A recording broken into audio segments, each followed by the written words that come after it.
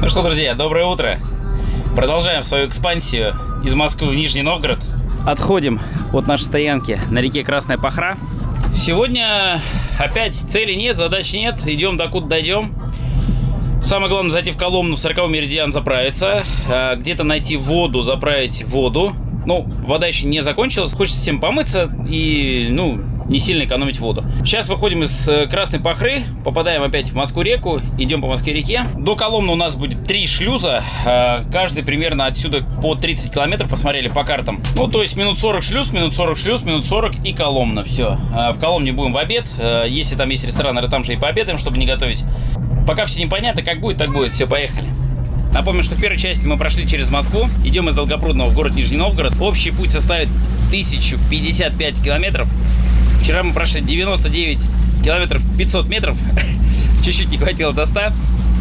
Много времени заняло московские шлюзы. Много времени заняла сама Москва, потому что ходили водоизмещайкой. Ходили по водному до Красной, туда-сюда. Ну, то есть много времени потратили именно на просмотр города Москва. Сейчас на просмотр уже время тратить не будем. Сейчас просто будем идти. Ну, в день, может быть, 200-300 километров. Как раз там дня 3-4-5, наверное, займет наш путь. Ну, будем выходить в городах красивых, если там будут пристани, причалы.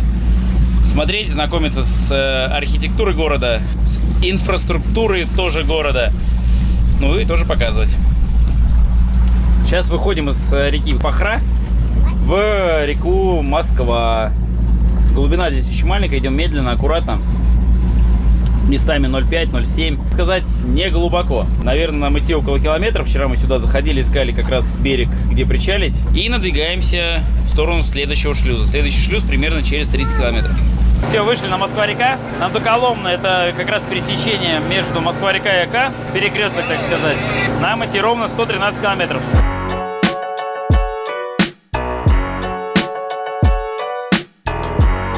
Идем примерно 43-44. Это для всех круизная скорость, плюс-минус. Вчера, конечно, бензином мы пожгли знатно. То есть бак 250 литров. Мы прошли всего 100 километров, а судя по показанию, съела прям, наверное, литров 150, если не больше. Ну, потому что шли, баловались, то водоизмещайкой, то много оборотов, то 3000, то 2000, то глист, то опять водоизмещайка.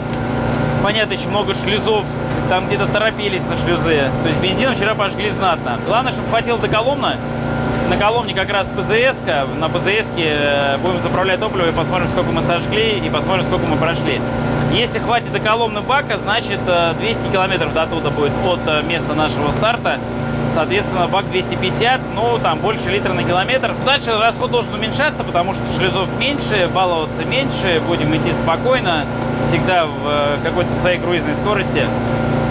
Будем мерить расстояние, расходы и буду про них рассказывать.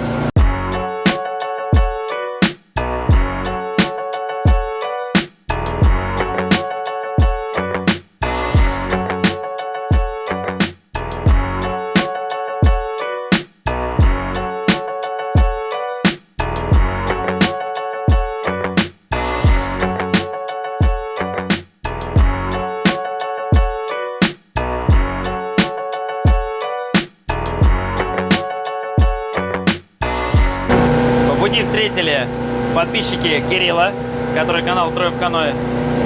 Сейчас идем уже в 6 катеров. Они идут с нами до Коломны, а с Коломны они пойдут направо, а мы пойдем налево. Мы в сторону Нижнего, они в сторону Серпухова, в те края. Прошли с момента старта уже 25 километров. Все работает, все в штатном режиме.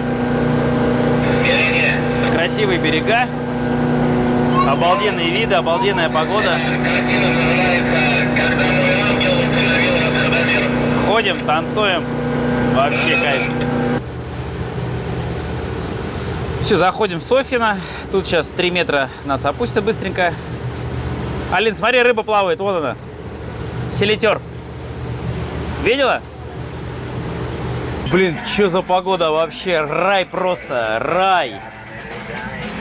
Так жарко, так распогодилось. Все, вышли мы из Софьино. Дальше идем, 30 километров нам до шлюза. Бензин у нас вот так. А до Коломны еще 82 километра. Вот не знаю, хватит или нет. Ну да, вот сейчас уже идем хорошо, красиво, все, там уже не хулиганим. А вчера хулиганили.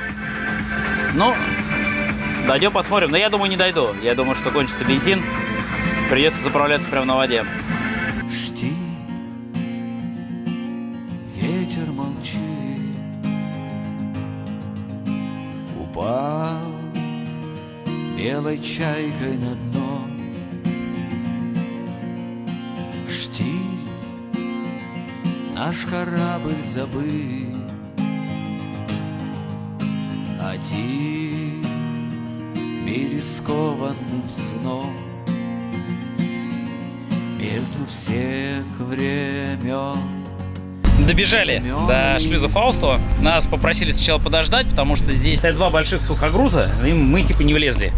Мы попросили сухогруза встать очень-очень плотненько и близко. И мы сказали, что мы встанем в 3 пыжа. Вот мы в 3 пыжа. Салюты, железочки, 3 пыжа сами. Да, и в 3 пыжа мы пластиком встали. Вот Денис подсказывает, что ворота закрываются, то есть шлюзование скоро начнется. Давайте посмотрим, как на неплавающих рымах осуществляется шлюзование. То есть накидывается сначала на удочку, на какую-то одну, ну, на носовую, Денис центральную накинул, через рым, и дальше по веревочке идет, ну, стравление, да? Главное не вязать, чтобы вот так шло. Да.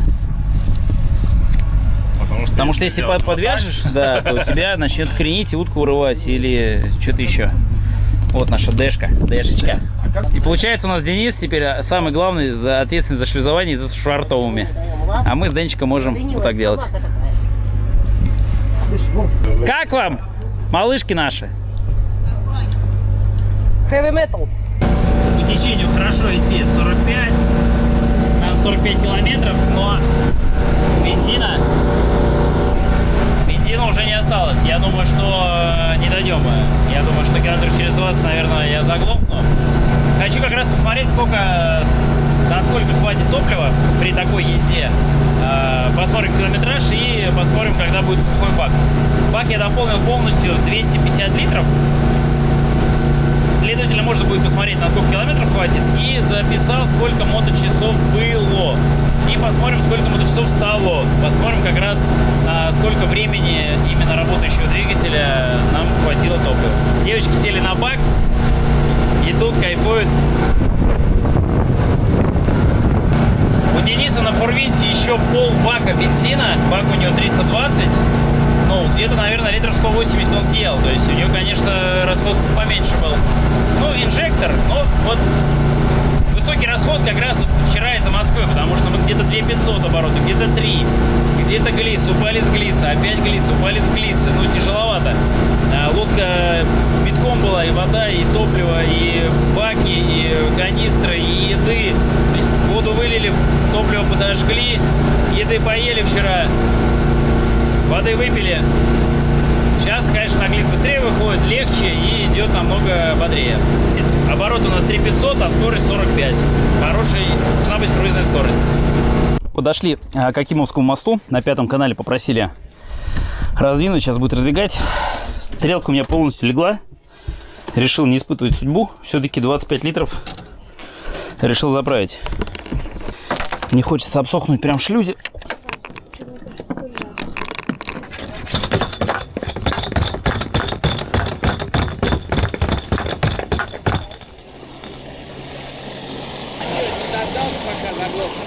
Слушай, я сейчас боюсь в шлюзе остановлюсь и все. Ну да. Ты прям как стратегический бомбардировщик.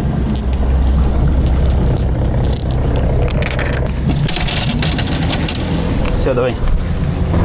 Заправили 25 литров. Сейчас там на заправке будем, посчитаем, сколько топлива сожгли.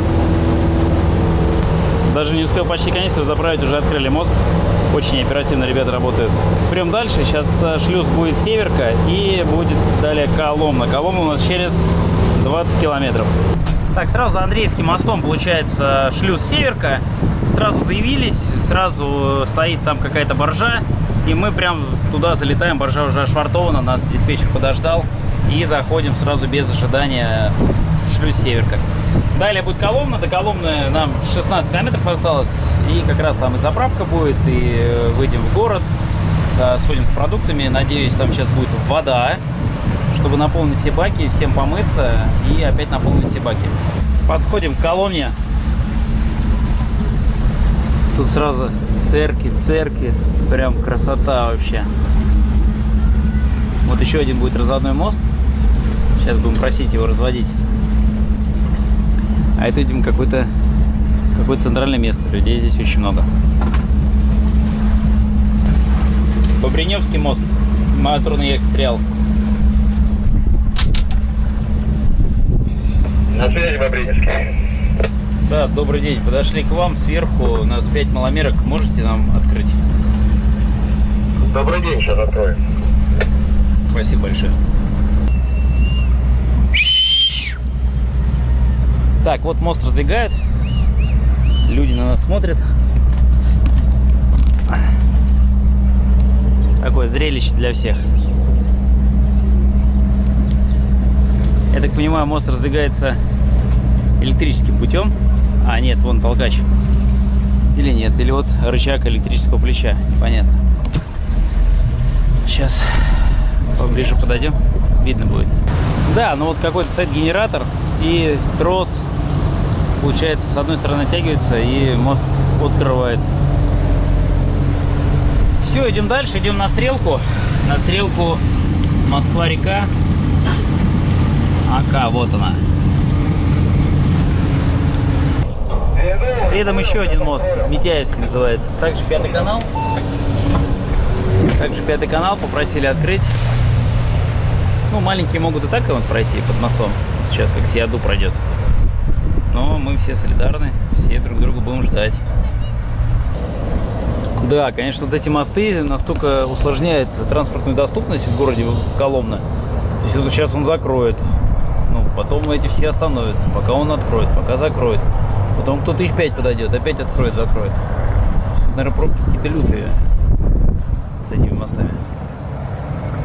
А можно было просто изначально сделать повыше, и все, и все ходили бы. Здорово. Здорово. Короче, проблема. На салюте отрыгнула машинка. Как раз мост раздвинули. Мы все прошли, а он говорит: все, я не могу. Вернулись, сейчас зацепили его. Сейчас будем разбираться. До Оки осталось ровно 900 метров. А, ну вот она, вот Ока, все. Вот Ока, и вот тут где-то Меридиан. 40-й, где заправка. Сейчас будем разбираться, в чем проблема.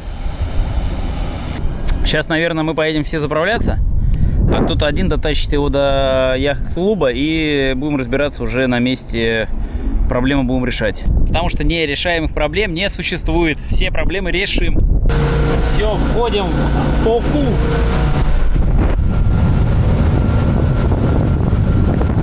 Вот она, Ока-мать. Сейчас посмотрим, где заправка и сколько нам войдет. Интересно. Напомню, влил я всего 25 литров пока. То есть бак 250, 25 лил, 275. Сейчас посмотрим, сколько войдет, вычтем разницу от канистры. И посмотрим, сколько километров и моточасов мы прошли от Долгопрудного. Так, ребят, все, прибыли мы в 40-й Меридиан. Это вот эти здания. С той стороны у них типа якобы яхт-клуб. А в итоге система здесь просто дебильная, по-другому никак не назвать. Пришлось там поругаться со всеми. Звонили даже руководству, ну, просто невозможно. То есть нам надо сначала прийти. Мест для швартовки нет, вообще нет. Ну, нету, ни одного места нет.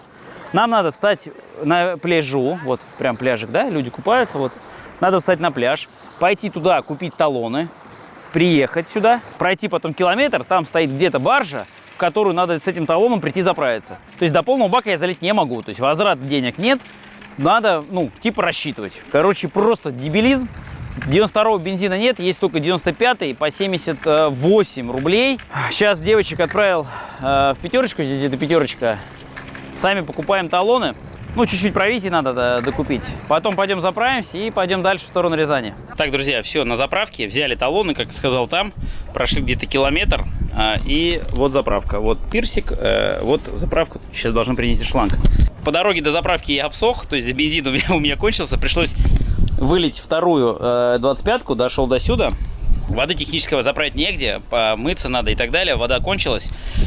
Попросил ребят, они в своем домике набирают мне бутылки, и я из бутылок наливаю. Конечно, теперь я понимаю, что нужна какая-то лейка чистая, для чистой воды. Пока лейки нет, приходится наливать так. Ну уж лучше так, чем без воды. Система, конечно, заправки у них, ну, вообще не очень, но хотя бы вот мужики, спасибо мужикам, которые дают техническую воду. Как говорится, мир не без добрых людей, да? Инфраструктуры нет никакой, то есть ни заправок, ни яхт-клубов, ни водой заправить, ни бензином. Вот единственное, доколомное. Получается, вот мы прошли там, ну, 200, наверное, 210, может, 220, а потратил я 275 литров. То есть, ну, получилось намного больше, чем литр на километр. Моточасы, кстати, сейчас скажу. Моточасы сейчас 775, получается 15 моточасов, 275 литров топлива съело. Итак, все заправились. По итогу на Four Winds вошло 250 литров, он сжег. Я сжег 275, то есть у меня чуть больше расход. Прошли мы 220 километров. В Москве плохо шли, ну, неравномерно, неправильно, там много оборотов, с ногой не играли и так далее. Получается, литр 25 расход у меня, а у Дениса литр 13. Который на Flybridge Денис, он спалил 415 литров, и салюты сожгли по 70 литров. Надо отдать должное, что на заправке, вот на этой заправке, не обманывают с топливом, потому что на салюте стоит электронный уровень топлива, у него в баке оставалось 3 литра, а бак у него 80 литров. И ему зашло 77 литров, и 3 литра ему пришлось в другую канистру наливать. То есть четенько наливают. Следующая заправка у нас будет в Рязани. До Рязани 150 километров. Нам всем топлива хватит. Канистрами уже пользоваться не будем. И в Рязани как раз я заправлю 2 канистры, которые залил уже сегодня. Сегодня поставили задачу дойти до Белого омута. Белый омут у нас в 43 километров осталось. Там будет шлюз, проходим шлюз, и за шлюзом уже ищем место стоянки. За Белым омутом у нас Ока уже красивая, красивые песчаные берега. Так что сегодня уже не будем в каких-то водорослях спать, а будем спать на песчаном береге. Воду я техническую заправил, слава богу. Ребенка уже помыл, дозаправил снова, чтобы точно был полный бак. Сегодня помоют все остальные, а завтра уже нормально заправим все и водой полностью уже в Рязань. Вечереет, летают парашютисты, наш флот двигается.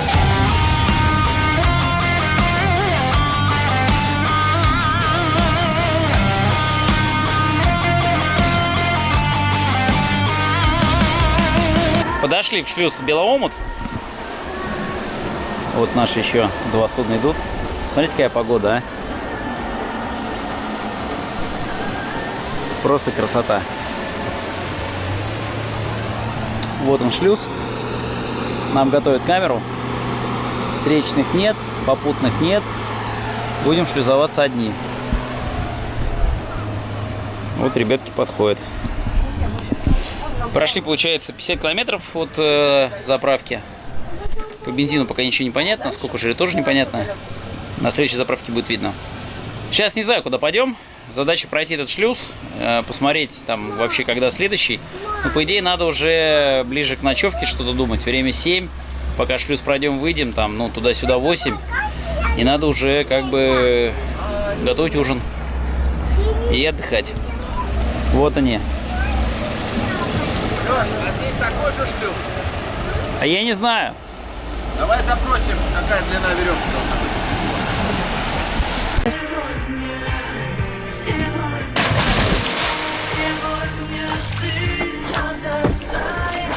Еще есть! Делай, как ты умеешь!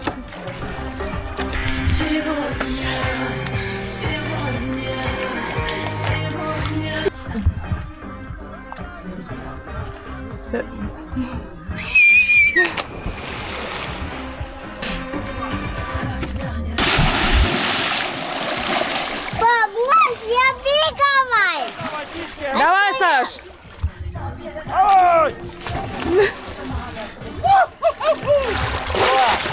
Однолюд тоже может! Денис!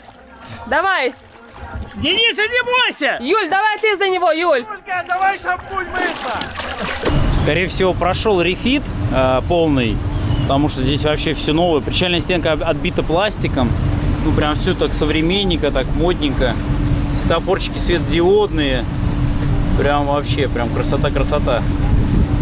Все, заходим в велоомут. Опустит нас сейчас на 4 метра. Вот там как раз гидроузел, который сразу воду туда сбрасывает. А это шлюз. Попросил тоже бортом умиления. Не люблю эти неплавающие рымы. На заре голоса зовут меня.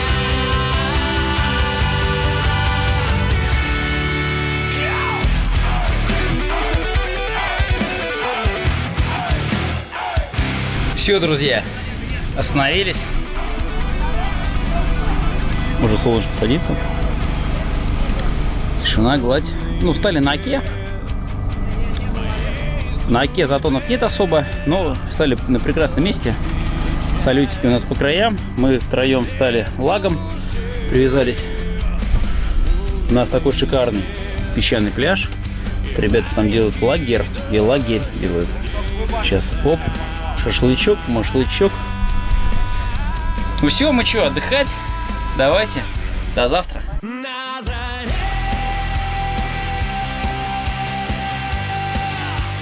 голоса зовут меня. На заре голоса зовут меня.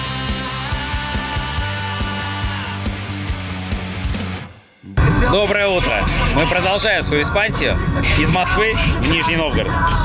Все наши друзья вышли. Все, мы сейчас отходим. Лагерь собрали, мусор собрали, все собрали. Идем дальше вниз. Сейчас идем на заправку.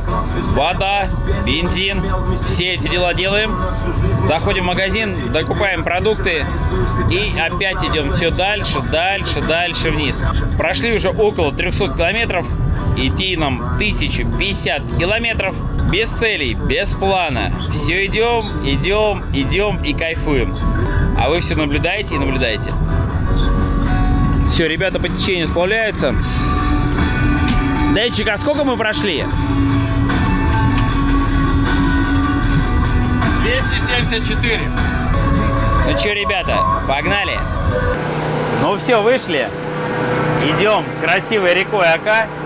Берега здесь, конечно, сумасшедшие красивые. Это далеко не Волга.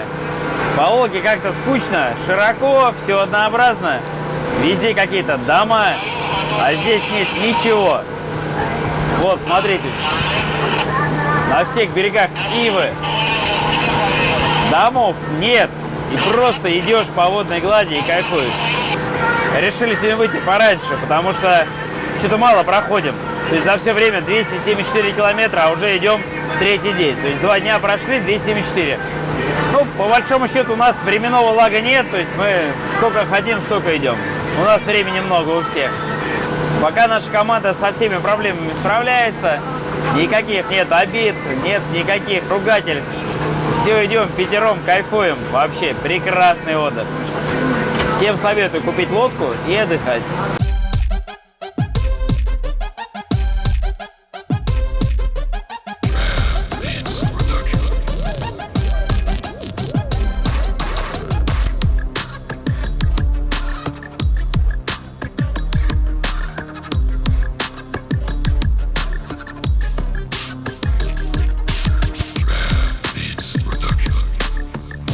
Подошли в Константиново. Тут прям пейзажи вообще. Тут родился Есенин, жил Есенин. Сейчас пойдем погуляем, дойдем до той церквушки. Сейчас все встанем, пришвартуемся. Ну, здесь прям очень красиво. Это у нас государственный музей-заповедник. Входной билет. Правда, непонятно, кому платить. Но сейчас кому-то, видимо, сверху заплатить придется. Денис, что еще по истории расскажешь? Что, куда мы идем? Мы музей-заповедник великого русского поэта, алкоголика, женщинолюба, женщина-ценителя. Как говорил великий русский поэт, сидя на вот этих уступах: мне бы женщину белую-белую. А впрочем, какая разница?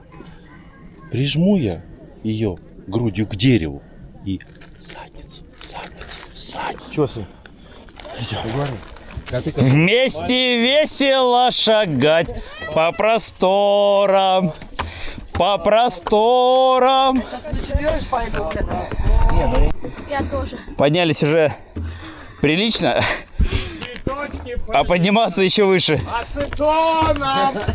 Ацетоном. Наши прям на яхтах сюда приплыли. Кто? А я не знаю, вот смотри. И вот на этих красивых яхтах. 40 минут. Ну это полный. Вообще, конечно. Вообще. Лёх, вот смотри, 86-го года, сфотографируй меня. зашел с отдышкой. Где? А я нормально зашел. 53-го. Видишь, как я еще шел? Я еще Нормально.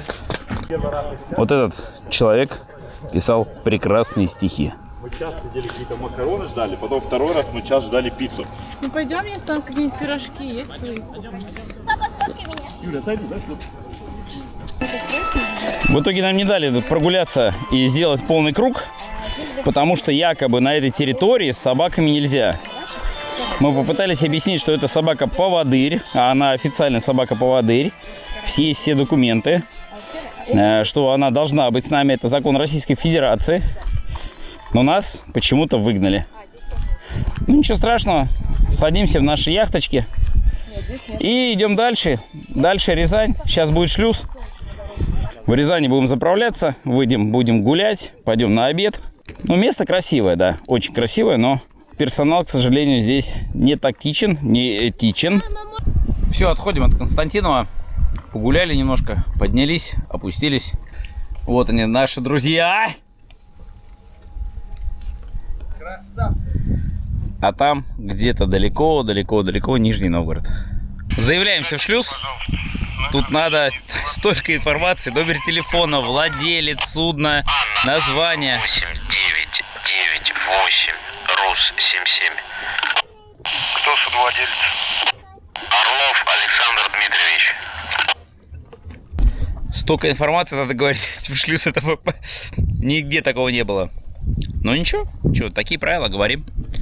Недалеко отошли вот от причал. Шлюз в 4 километрах. Рации добивают. Мы всю камеру подготовили. Видимо, тоже прошел полный рефит шлюз, потому что он опять же новый, опять же с этими пластиковыми штуками на причальной стенке. Прям как будто Европа какая-то. Странно, да? В центре Москвы старые шлюзы, а здесь все новые. Бетон новый, светофоры все новые, туннели такие красивые.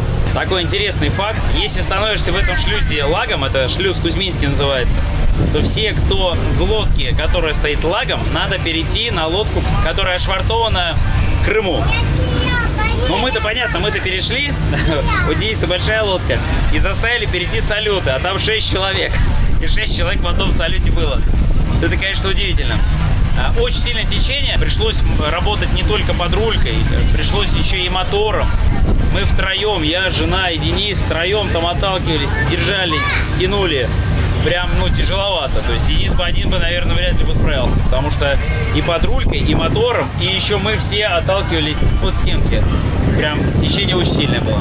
Но ничего, справились, все молодцы. Все, выходим из шлюза, идем в сторону Рязани. В Рязани, по-моему, более шлюзов у нас не будет. Ну, Ока прекрасная. Вот Ока прям очень красивая. По глубине вообще пока вопросов не было. Везде минимум 2 метра. А так 5, 6, 4, 3. Ну, вот минимум двушка была. А так, в целом, по судовому идешь, как бы и проблем нет. Нас пугали, что будет мелко. Можно колонки разбить.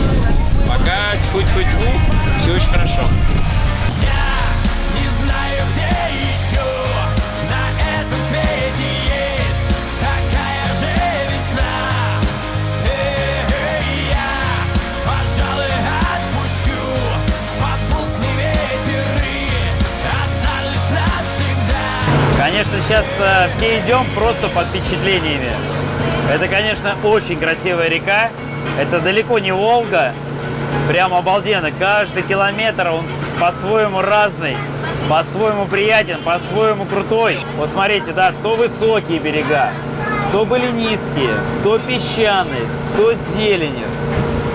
Люди все купаются, отдыхают. Просто великолепие какое-то. Вот Разве это законно вообще такие берега иметь? Очень красиво. Цветут цветы, ни я, ни ты уже не можем и сорвать. Цветут цветы, среди зимы считают дни, я должен ждать.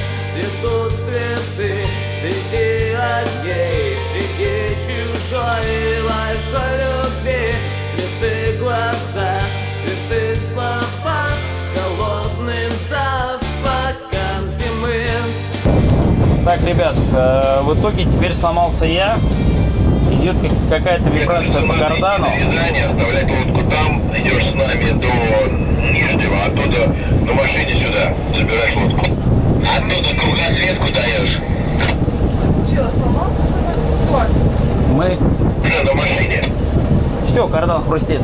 А машине кругосветку через Австралию, потом забираешь. Идет вибрация с карданом. Надо поднимать лодку, смотреть, что внутри с карданом. Видимо, либо кардан, либо крестовина. Вот на водоизмещайке еще нормально. Какой вы хотите? А когда начинаешь, вот, сразу идет сильная вибрация по лодке. Я прямо отсюда слышу. Леха, реально слышно, прям слышно. Идет сильная вибрация по лодке, и все, невозможно ехать. Ну вот, слышите, да? Идет хруст. Не знаю, сейчас дойдем до Рязани, 11 километров осталось. Либо там поднимем на чьей-то телеге, ну, в яхт-клубе. Разберем ногу, посмотрим. Может быть, какая-то крестовина, ее быстро поменять. Если нет, то, наверное, оставим лодку и перепрыгнем в чью-то, не знаю. Сейчас дойдем, будем думать. Так, ну что, до Рязани идем вот так. Решил не добивать дальше уже кардан. Ну, тут либо кардан, либо крестовина. Что-то, короче, в ноге. Сейчас в яхт-клубе попросим телегу, нас поднимут. Сами скинем ногу, сами посмотрим. Если что-то там с карданом и с крестовиной, то быстренько, оперативно в каком-нибудь кардан-мастере там это починим. Либо не починим. Короче, все будет интересно и дальше. Нам 10 километров осталось. Пока ребята пошли на заправку. Сейчас все заправятся, чтобы нас уже как бы потом не ожидать. И сразу будут в яхт-клубе договариваться, где нас поднять и в каком. Все, пока не знаю. Сейчас, наверное, пообедаем. Что время зря терять? Там где-то минут 40, час идти. Сейчас какого-нибудь супчика фиганем. А дальше будем разбираться. Так, потихонечку подходим к Рязани. Ребята уже в яхт-клубе. С яхт-клубом сегодня вопрос решить не получится, потому что все трактористы отдыхают. Сегодня воскресенье. У меня есть друзья здесь с машиной с фаркопом. То есть машину фаркоп мы уже нашли. Осталось найти сейчас прицеп. Ребята как раз в яхт-клубе решают по поводу прицепа. Ну, взять чей-то прицеп, поднять, скинуть ногу, посмотреть, что там. В принципе, путешествовать можно и так. Но, к сожалению, до Нижнего мы так дойдем только когда будут заморозки. Идти так придется долго. Рязань уже вот виднеется. Уже как бы все близко. Осталось там 3-4 километра. И все, и мы в яхт-клубе. И будем смотреть, что делать дальше. Все, пришли в Рязань. Остановились в яхт-клубе. Тут яхт-клуб и сразу заправка. 92-й бензин 69 рублей стоит. Ну так, для информации. Причем дороже, чем у нас в МРП, как ни странно. Прицепов нет. Слиповать нас будут утром. Договорились на 7:30 утра. Поднимут, мы скинем ногу, посмотрим. Если можем сразу отремонтировать, то отремонтируем. Время у нас позволяет. Там день-два, если что, здесь потусим. Завтрашний день все покажет. Сейчас собираемся. Все приняли душики, помылись. Сейчас пойдем куда-нибудь в ресторан и будем ужинать. Потому что, если честно, кушать, конечно, хочется. Не рассчитывали мы на такие проблемы, но эти проблемы нас нашли. Сейчас, короче, в кафе Милления зашли. У Дениса. Он нас приютил. У них акция 2+1. Аккуратненько, да. 2+1 судачком нас накормил. Тигр просто. Все, остался помыться только Дэну, мы ему не даем, потому что мы в его кафе. Сейчас он помоется, мы пойдем в ресторан. Вот, яхт-клуб. И вот сразу заправка. То есть удобно. Все заправились, кроме меня, потому что я пока ходить не могу. Всех обслуживал. Ну, завтра день покажет, насколько серьезная будет поломка. Я 2 минуты. Проверь. Что для обычного человека беда, для блогера контент. Лёха, Да. Смотри, могу мыться на природе. Дэн, ты еще должен делать вот так. Кто там? Ой, мыло уронил. Ну все, ребят, давайте до завтра. Завтра включимся, будем подниматься и смотреть, что у нас вообще поломалось.